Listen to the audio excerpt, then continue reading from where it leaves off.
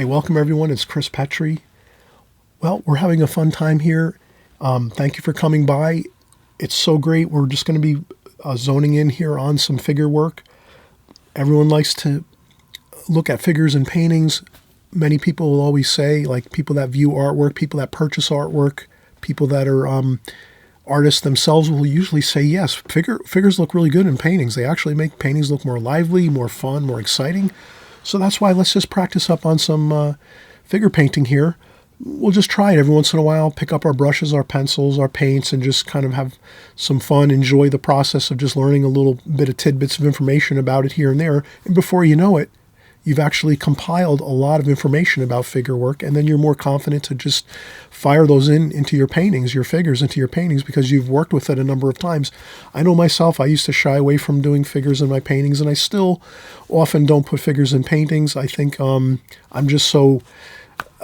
most of my years coming up through the ranks as a watercolor artist, a lot of times I just did shy away from putting figures in because they are difficult, but I am working on them more and more, and so you'll see them in more of my paintings probably as we go, but definitely you'll see more videos here on my channel for figure painting, because I just think it's so much fun. It's so exhilarating to paint figures and have fun, and so we're going to do that right now. We'll grab our pencils, our pens, our paints, and we'll be working with our regular Schmincke palette that we have here. So we're going to be using our Schmincke palette, and we have our just standard pencil, a couple brushes, and we'll be ready to go. So let's get started. All right, so we just saw the finished painting, and we're going to get started. First thing we'll do is we'll get our, we'll create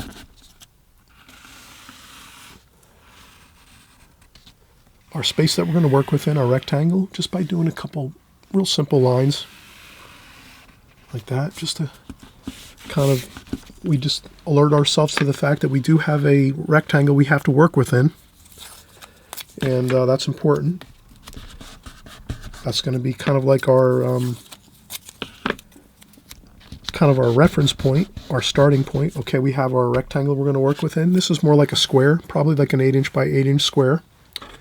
And we're going to do our composition, and then maybe we'll just, I happen to really like squares myself, like the, kind of cube look or the square layout for paintings. I think they look really wonderful. Probably most people will like the more landscaped or portrait style, but in any case, let's kind of stick to some real fundamentals here with our composition, our layout, which is, if we just kind of put that subject matter in one of the four quadrants, we're going to be much better off. So if I was to just simply take some scrap paper here and just mention it this way, if you have a rectangle or a square, and you just make four quadrants onto your paper like that, like pretty much four sections, 1, 2, 3, and 4, let's say. If you place your subject matter when you're going to create any kind of painting or subject matter, if you were to put your subject matter in either one of these four locations, that's going to really look pretty good. If you're going to go up here, I think that's a little more challenging, because then you're going to kind of have that feeling of something floating in your picture frame. So if your picture frame is here, you're going to have to work harder if you put your subject matter up in one of these sections here, because you're going to have to tie it down to your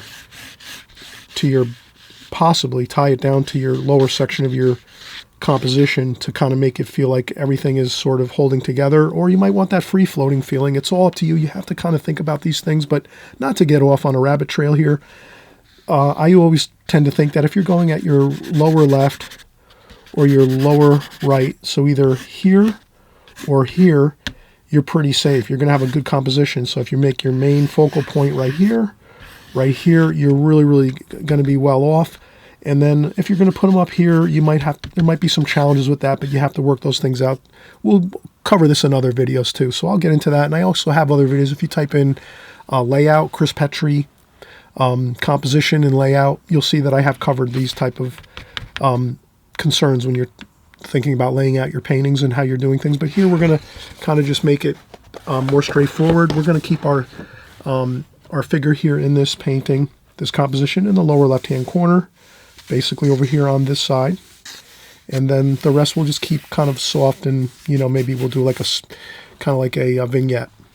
So with that, we'll just kind of start out and we'll just say, okay, we're going to have our figure here. Let's make the head about here, like that.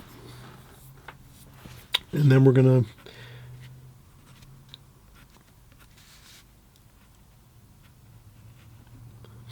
just going to have a seated figure here.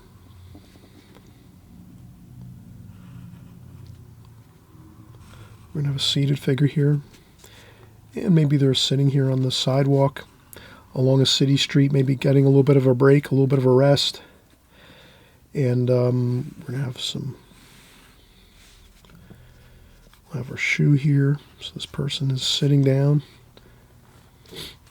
And then we'll have our other leg over here, kind of coming up this way.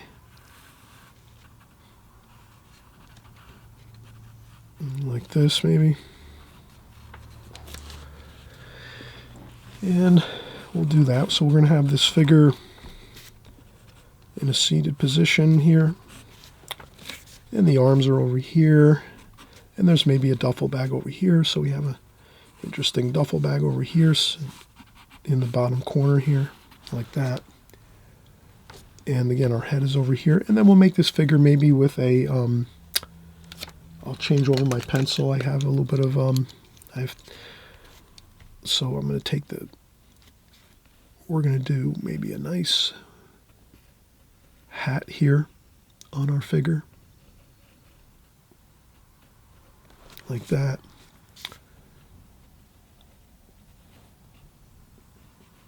So we have the ears there.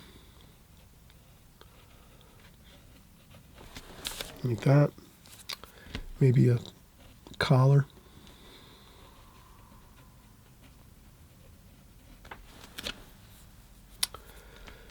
Okay, so we have just a simple figure seated here in shadow.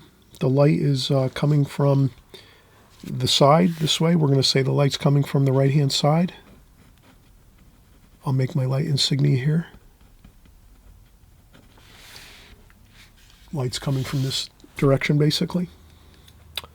And then we look at the hat. We say maybe the hat could be a little larger. And then we might make a center line down for the face, and then we have the nose. Nose is quite tucked under the hat somewhat, so we're going to have the eye sockets under there on the figure. We'll paint some shadows and have a good time with this, and we're not going to be too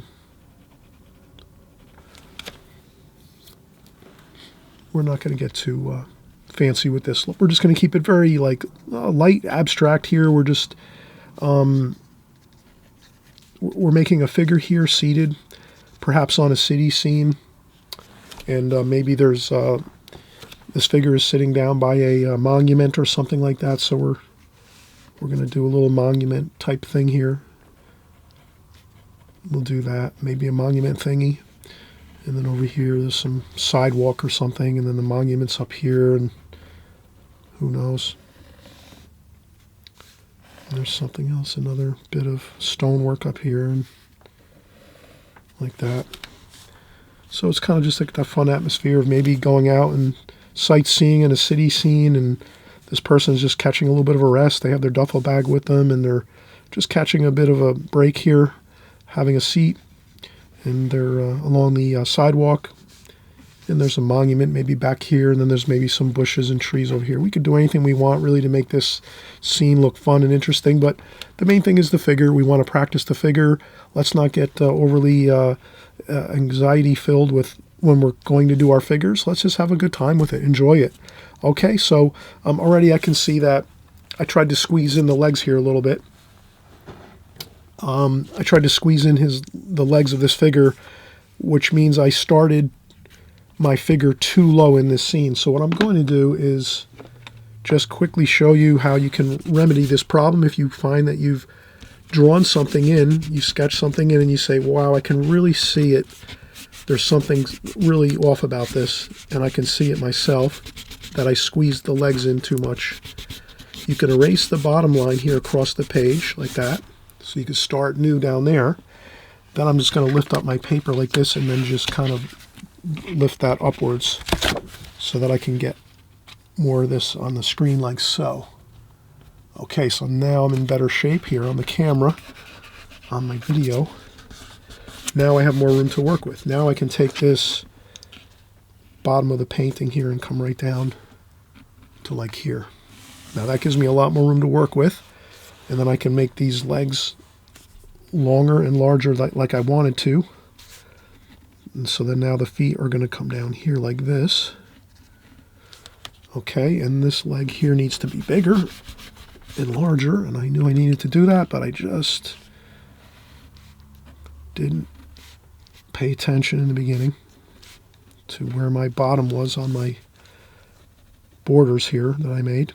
Okay, so again, don't worry about it. Work through your issues that you have when you're painting and drawing. And I think that's the seat area here, like that. Okay, and then we're not going to worry too much more. We'll have a bit of light on the top of the legs over here.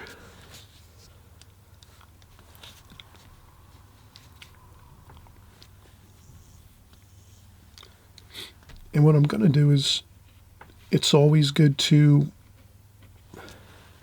have some mystery in your paintings.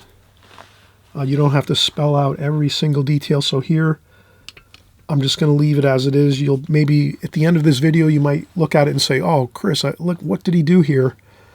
Do I notice that he did anything interesting or odd or out of the ordinary? Or did he paint this straightforward? Did he kind of take some liberties here and there? What did he do?" You'll kind of figure it out as we go. But let's take a break, and then we'll come back and we'll start working on the painting portion. Okay, so we'll be right back. All right, so now we're going to get started with our painting portion. Probably going to start with a good size brush. Maybe a number 10 Escoda travel brush might be good. I might go with a little something a little smaller. Maybe I'll even go with our Skoda, or I should say a Da Vinci number 5 travel brush, which is a synthetic. So that might be good to start with for the face and maybe a little bit of the figure details here. So I'll probably, I noticed I need to empty out my water bucket as I start here. So I start with fresh, clean water. And I'll start out with some flesh tones just for the face. So burnt sienna, cadmium red, and a little bit of yellow ochre.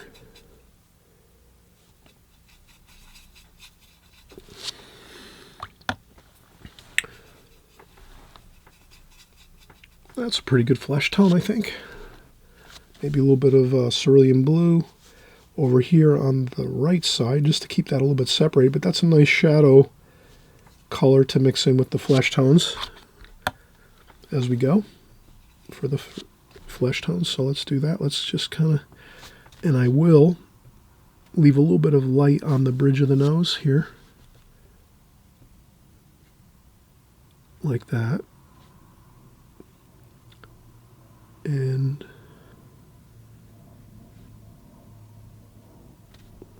so I'll get the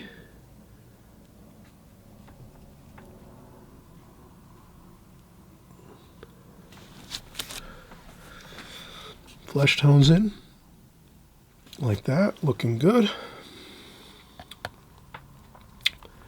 Then we'll go with some French ultramarine, burnt sienna, burnt umber, and we'll get our hat here. Maybe even a little bit of ivory black.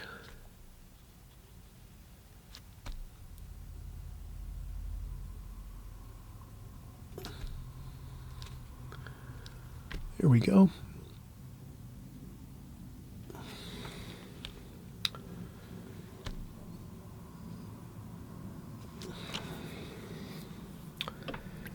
And let's keep working. I like to say this is a kind of a greenish brown sweater. Kind of a nice combination of sap green and burnt umber. And a little bit of French ultramarine blue to make it even a little darker, and I think that looks pretty good. So we will kind of start working in our sweater color here. And I'll just kind of work the colors in here. So far this number 5 Da Vinci brush seems to be working pretty good to get our colors in here.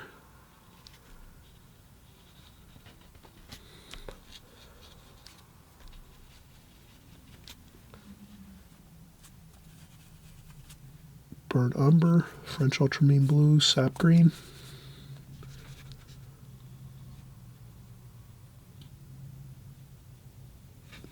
I'll paint around the collar. We're going to make that collar like a blue, maybe a blue color, or we'll leave it white.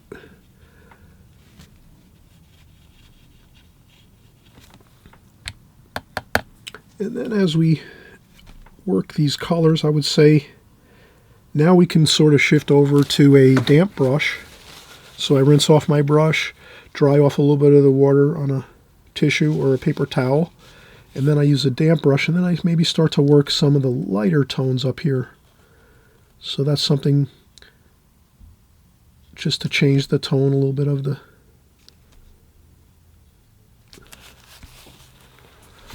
the picture.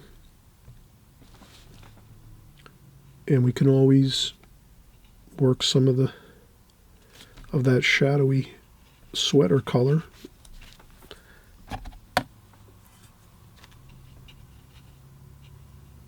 So we have some sleeves there, white sleeves. Maybe the shirt is white.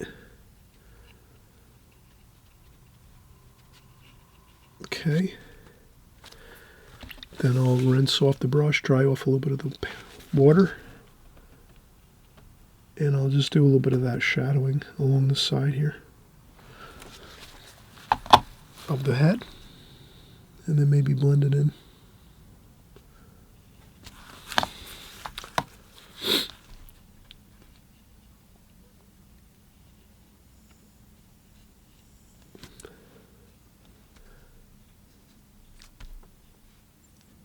And I can add in some more red too.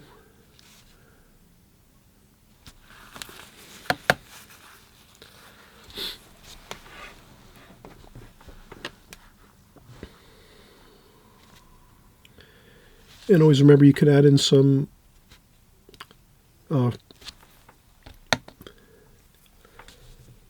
you can add in titanium white to your painting to maybe capture some lights that you might have missed.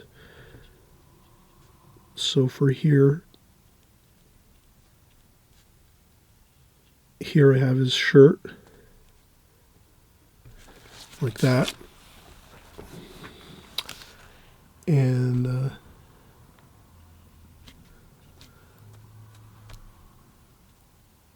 little bit of shadow under here, under the brim of the hat.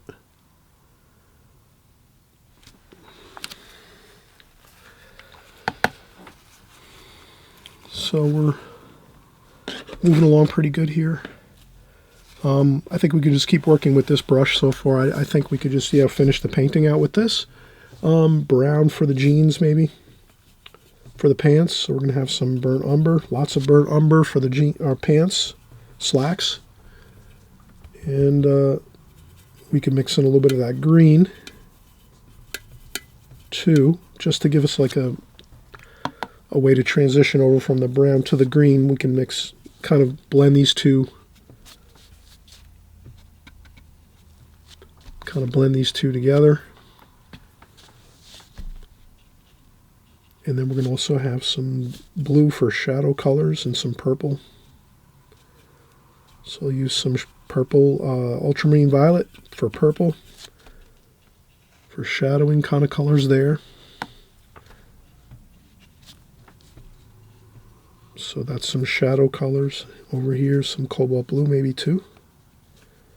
So I'll mix in those two colors for shadows.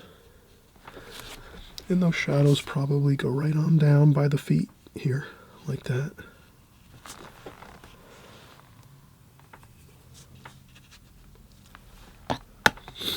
And then we'll keep working our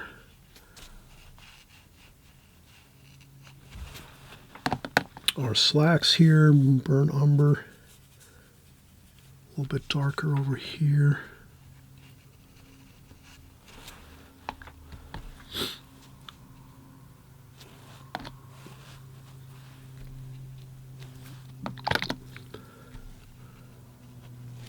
And there might be some other bit of washes we can put up around for some negative shade painting. And then we're going to keep working this wash. It's kind of lighter wash over here.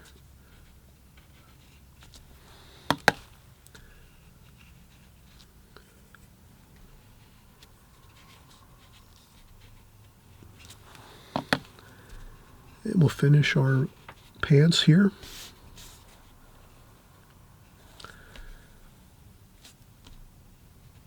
Like this, and these are all in shadow.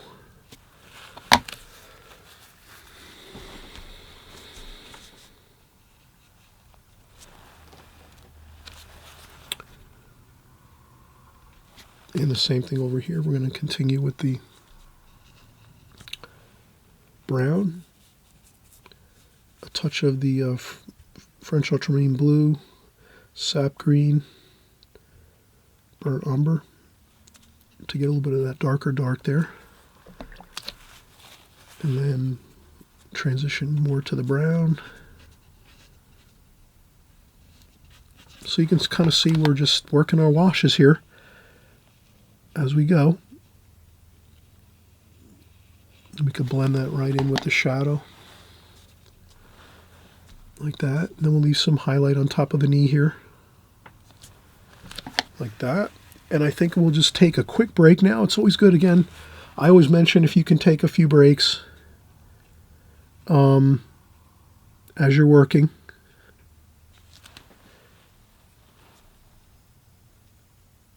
That will sometimes really help.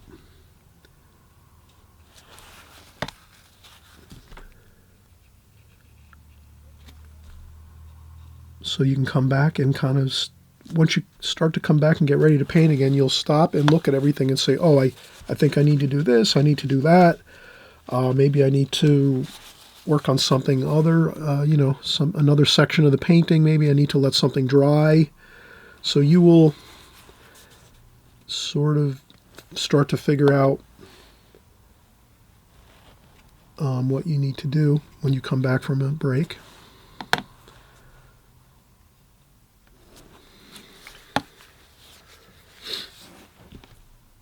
So I'll start to just work in some red here. We'll do a red duffel bag over here. All right, so I'm going to leave it there and we'll come back and continue working. I'm just going to blend that in over here like that. And we'll continue to work in a second. I'm just taking a quick break, stretch my legs, and we'll be right back.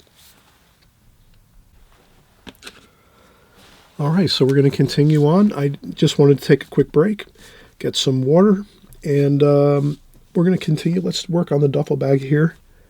So we'll make this a red duffel bag, and let's add different reds here. Why not? Let's make our colors dynamic, not just stick with one red. So I always mention with my videos, and many of you are, you've been working with me a long time, and thank you so much for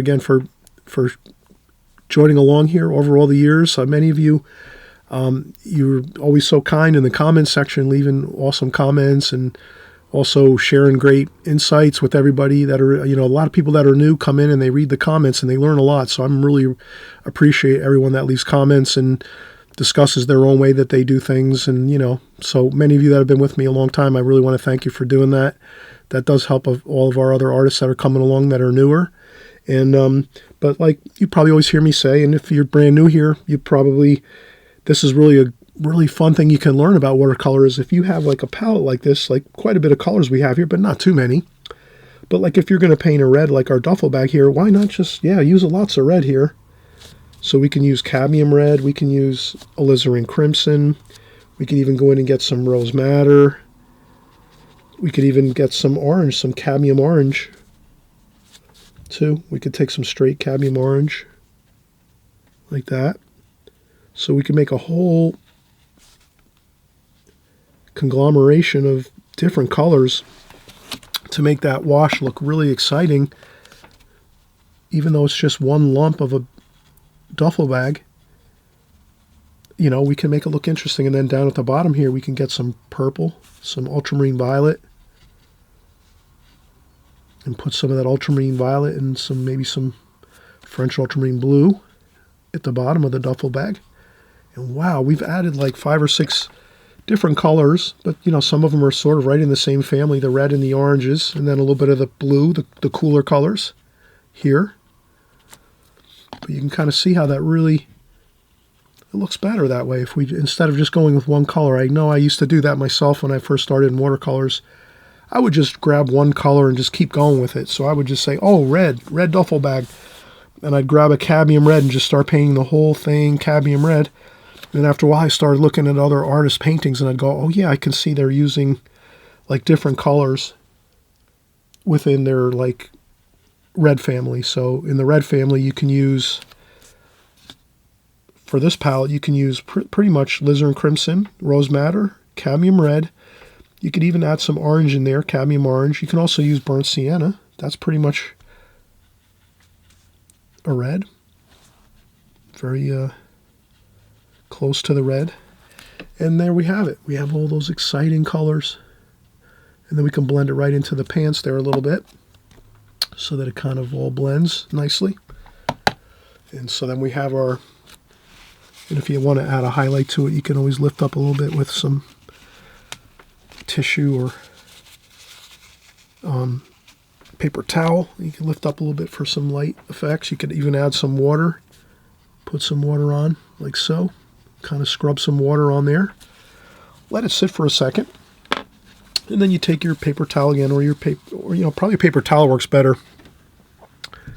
for lifting up paint off the paper if you want to get a light effect, because paper towel's a little more like it's more abrasive and durable, so that if you really push down on it and give it a twist, it'll really lift up a lot of paint.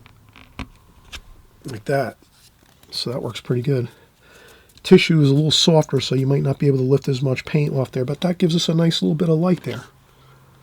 So that's a good thing. And then we're going to add some more French ultramarine blue and ultramarine violet, purple and blue, like that, and we'll get some shadow in here. So we'll try to get some dark in here like this, and then kind of maybe shadow some things like that.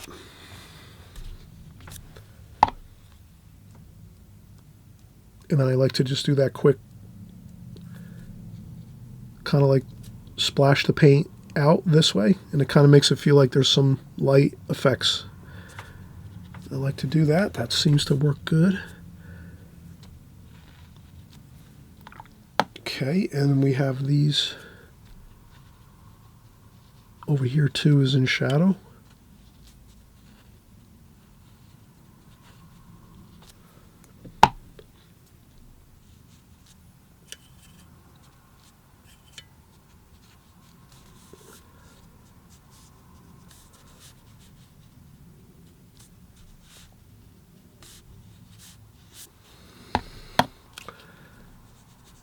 Okay, and then we have some more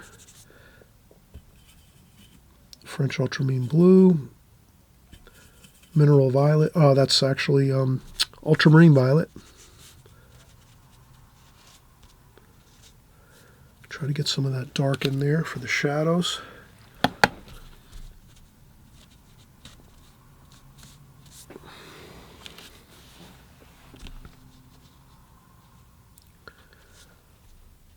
Shadow there on that side.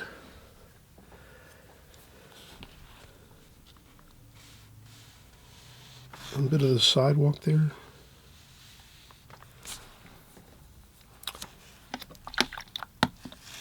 And all right, I think we are really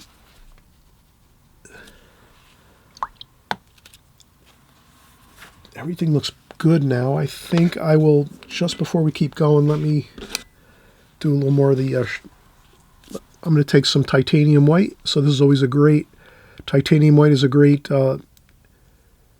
way to capture some lights that you might have missed when you were painting. You might have went over some light areas of white paper you might have wanted to keep in your painting, but you just went over the, you might have painted over an area. I've done that many times. I still do it all the time. I paint over areas I want to keep white paper. But for this here, I've already added some orange paint into the top of my titanium white just to give it a little bit of a warmer color to it, because it tends to be very, very stark white. And what I can do is we can make the nose a little better here. So I'm going to do the light across the cheek here a little bit, like that.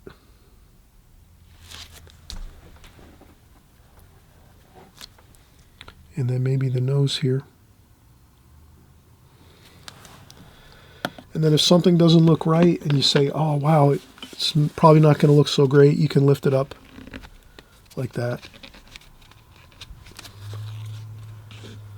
And then it might just be better to let that dry. So I'll just smooth this out a little bit. I would let this dry. I'm going to blend this in like this. So I'm going to blend out that white paper that was and I'm going to let that dry 100%, and then I'm going to add in some shadows, some dark shadows for underneath the nose and underneath the chin a little bit maybe, or underneath the lips, just to give us a little more definition for the face. But I kind of wanted to, and I'll take a little bit of that flesh tone and put that back in like that, just to kind of give us, there we go, better.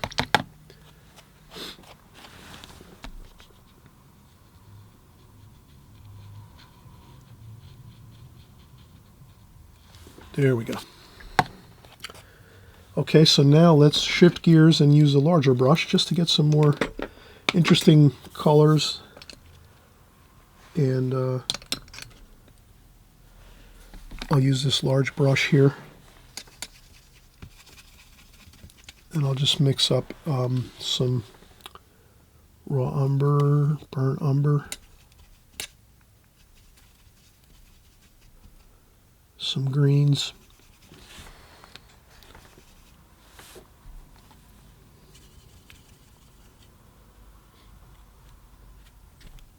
So basically, I'm just going to try to add in some colors here into the painting.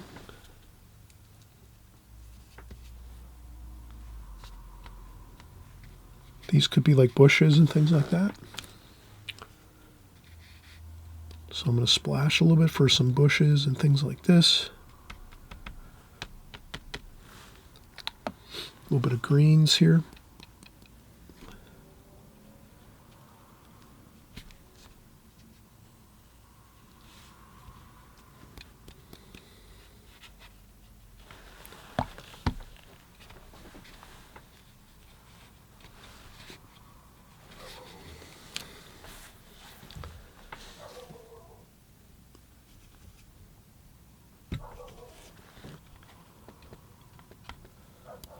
Okay, so I'm just going to leave this abstract. This is some bushes and trees over here.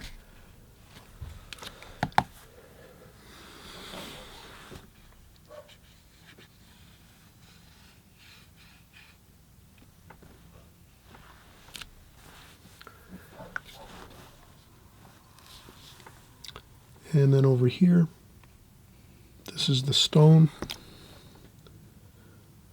A little bit of cerulean blue.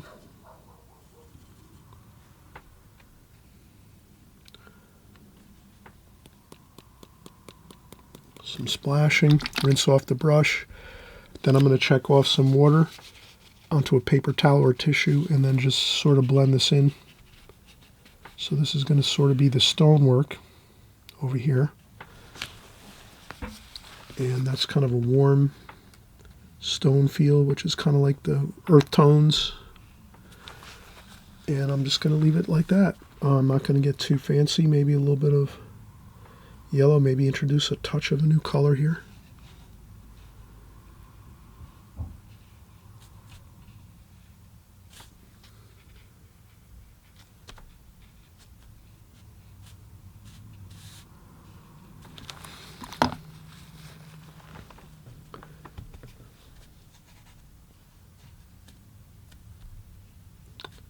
And that's all. I'm just going to kind of get that stone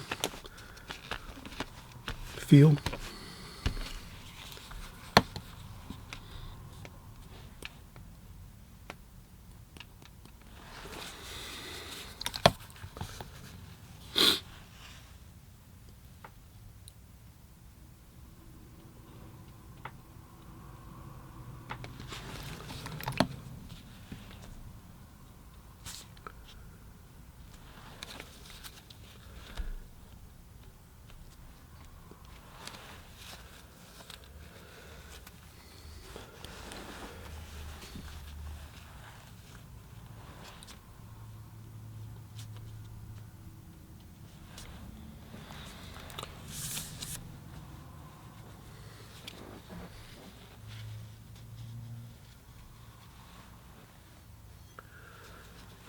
Okay, now I think that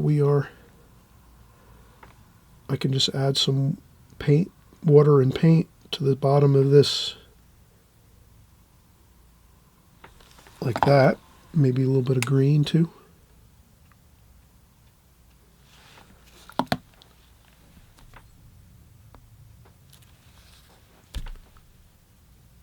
Blend it in there a little bit.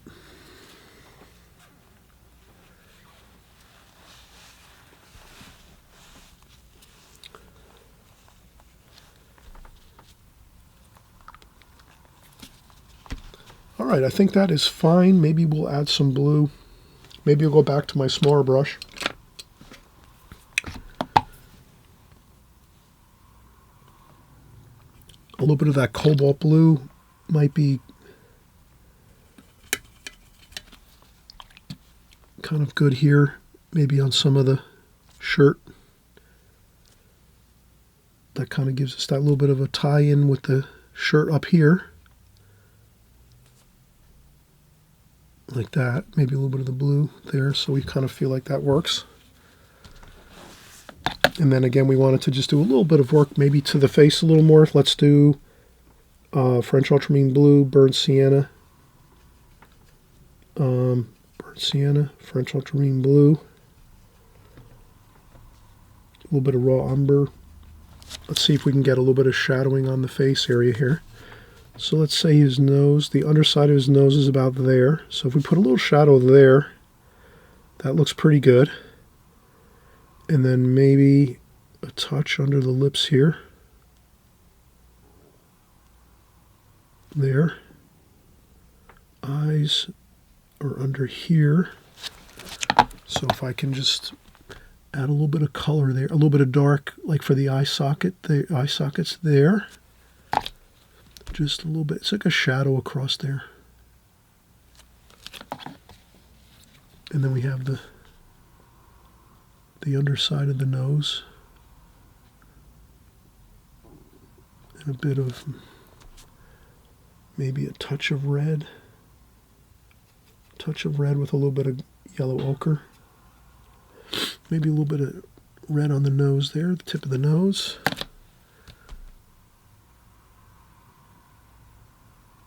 That looks good, I think. Yeah, sometimes red on the end of the nose looks really good. Kind of makes it protrude out a little bit. Same thing with the chin. I might have added too much red there on the nose. See, that's where we have to be careful when we're doing this, because if you wet the paper, then it tends to,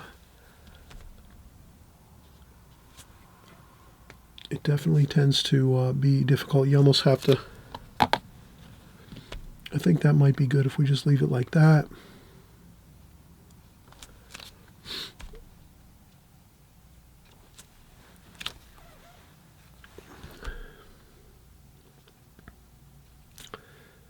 And this side might be a little more in shadow.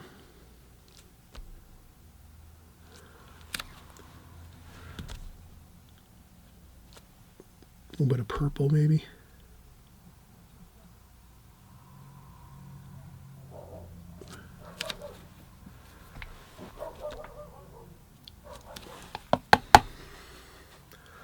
Okay, that's fine. I think we have plenty of good practice on this figure here. Seated figure. Kind of like a fun seated figure scene. I'm hoping everyone is going to try this and try it a few different times maybe.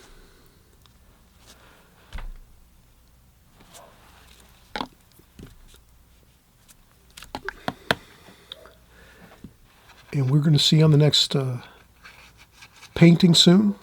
Before you know it, we're doing everything here again. Landscapes, cityscapes, flower paintings, portraits, figure painting like this here.